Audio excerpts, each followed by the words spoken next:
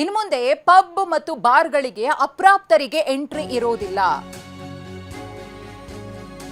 Club, lounge, ಮದ್ಯ ಮಾರಾಟ ಶಾಪ್ಗಳಿಗೂ ಪ್ರವೇಶವಿಲ್ಲ. ಅಪ್ರಾಪ್ತರ ಮದ್ಯಪಾನವನ್ನ ತಡೆಯಲು ಕಟ್ಟುನಿಟ್ಟಿನ ರೂಲ್ಸ್ ಅನ್ನ ಜಾರಿ ಮಾಡಲಾಗಿದೆ. ಈ ನಿಯಮವನ್ನು ಪಾಲಿಸಬೇಕು ಅಂತ ಗೃಹ ಸಚಿವ ಪ್ರಿಯಾಂಕ್ ಖರ್ಗೆ ಅವರು ಖಡಕ್ ಆಗಿ ಸೂಚನೆಯನ್ನ ಕೊಟ್ಟಿದ್ದಾರೆ. ಅಪ್ರಾಪ್ತರಿಗೆ ಎಂಟ್ರಿ ನೀಡಿದ್ರೆ ನೋಟಿಸ್ ನೀಡಲು ಆರ್ಡರ್ ಮಾಡಿದ್ದಾರೆ.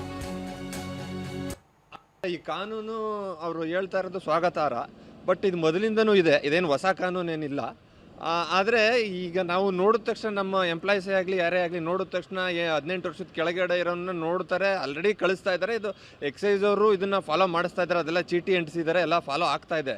ಬಟ್ ನಾವು ಪ್ರತಿಯೊಬ್ಬರಿಗೂ ಕಡ್ಡಾಯವಾಗಿ ಅವ್ರದ್ದು ಗುರುತಿನ ಚೀಟಿ ಚೆಕ್ ಮಾಡೋದು ಕಷ್ಟ ಆಗ್ತದೆ. ಈಗ ನೋಡಿದ ತಕ್ಷಣ ಅವ್ನಿಗೆ 18 ಆಗಿದೆ ಅನ್ನೋದು ನಮ್ಮ ಮನಸ್ಸಿಗೆ ಬರುತ್ತೆ, ಅವ್ನು ಕೇಳಬೇಕಾಗಿಲ್ಲ. 18 ಚಿಕ್ಕದಿರೋರ್ಗು ಅವ್ನಿಗೆ ID ಕಾರ್ಡ್ ಇಲ್ಲದೆ ಹೋದ್ರು ನಮ್ಗೆ 18 ಚಿಕ್ಕವನು ಅಂದರೆ ನಾವು ಕಳಿಸ್ತೀವಿ. ID ಕಾರ್ಡ್ ತೋರಿಸಿದ್ರು ಸೇರಿಸ್ಕೊಳ್ಳಲ್ಲ ನಾವು.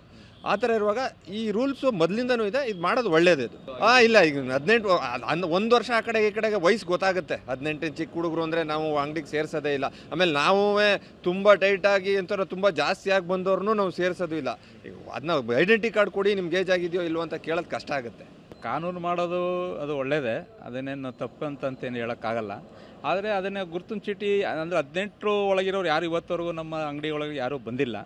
ನಮಗೆ ಅಲ್ಲಿ ಬಂದಾಗ ಅವರು ಚಿಕ್ಕವರು ದೊಡ್ಡವರು ಅನ್ನೋದು ನಮಗೆ ಗಮನಕ್ಕೆ ಗೊತ್ತಾಗುತ್ತೆ.